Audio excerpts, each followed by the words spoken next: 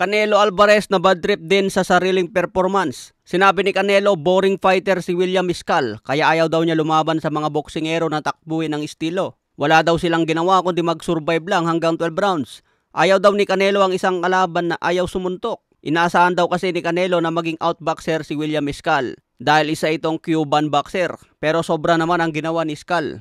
Katulad dito sa ginawa ni Guillermo Rigondeaux laban kay Casimero, tumakbo na lang sa ring. Sinabi pa ni Canelo sa harap ni Crawford, sana raw hindi ganito ang gagawin ni Crawford sa September 12. Sana raw magpakita rin si Crawford ng interesting fight. Nag-announce na si Turki Al-Sheikh na kasado na ang laban ni Canelo at Crawford sa September 12. Binigay na rin kay Canelo ang 100% made of gold na ring magazine belt. Two-time undisputed champion na si Canelo sa super middleweight. Habang sinusuot kay Canelo ang belt, nakatingin kanina si Crawford. Siguro nasa utak ni Crawford, I will take that crown. Pinangako rin ni Crawford kanina sa interview, gugulatin niya ang mundo. Gagawin daw ni Crawford ang lahat para matalo ang isang Canelo.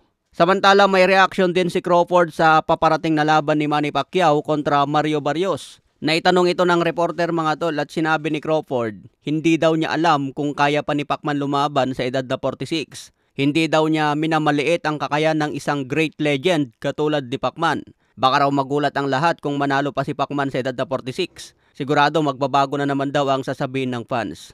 Sa ngayon nakafocus daw muna si Crawford kay Canelo. Excited na rin siya kung ano ang kayang gawin sa 168 pounds. Matangkad naman si Crawford mga tol at mahaba ang reach. Mas malapad lang ang katawan ni Canelo kaya mahirap itumba. Sa ibang banda naman, Antonio Barrera, tinanong siya kung may pagkakapareho ba si Manny Pacquiao at Naoya Inoue at kung mas magaling daw ba si Naoya Inoue. Ito naman ang paliwanag ni Barrera.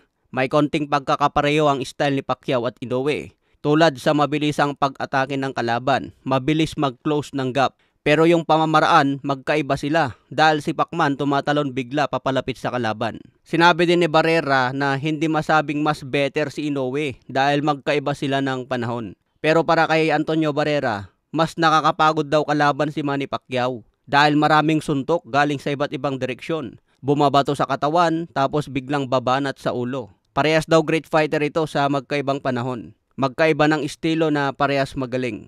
Kung lumalaban daw si Inoue sa panahon nila Barrera, Manny Pacquiao at Morales, masasabing madugong labanan ito kay The Monster Inoue. Isang malaking banta o mano ang estilo ni Inoue kung sakaling lumalaban ito sa panahon nila Barrera. Kaya sobrang respeto ni Barrera kay Inoue. Gusto daw niya ang speed and power ni Inoue. Mabilis daw kasi ang mga suntok ni Inoue na kayang magpatulog ng kalaban. Sobrang proud din si Barrera dahil binanggit ni Inoue na isa si Barrera sa mga ina-idol niya noong bata pa. May laban si Inoue May 4 at May 5 dito sa Pilipinas. Sana hindi rin boring ang laban ni Inoue. Hindi tayo nabigyan ng magandang laban nila Ryan Garcia, Devin Haney at kanina si Canelo Alvarez. Masasabi natin na boring ang kanilang mga laban. Sana naman si The Monster Inoue mga tol, magpakita na ito ng magandang laban bukas. Sana hindi rin puro takbo ang gagawin ni Cardenas para makakita tayo ng isang knockout na panalo.